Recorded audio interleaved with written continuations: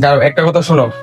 যদি এটা প্রমাণিত হয়ে যায় তোমার মা তোমাকে টাকা চুরি করতে বলছে, তাহলে আমি তোমার সাথে আর সংসার করবো না, তোমাকে আমি তালাক দিয়ে দিই। বুঝছো কি বলছি? আমারও একটা শর্ত আছে। কি?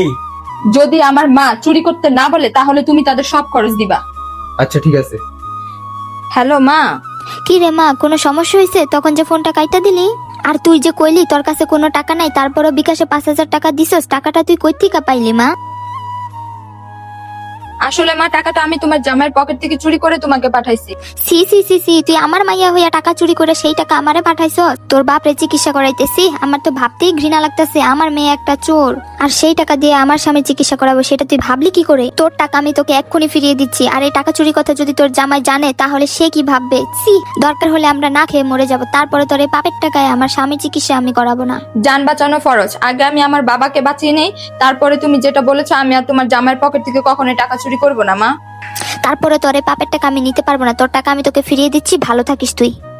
দেখছো, আমার মাকে আমি চিনি, শুধুমাত্র তোমার জন্য আমি আমার মাকে চুরি কথাটা বলতে বাধ্য হলাম। এখন তো আমার অসুস্থ বাবার চিকিৎসা হবে না, এই টাকা দিয়ে তো মা তাকে কখনোই চিকিৎসা করাবে না।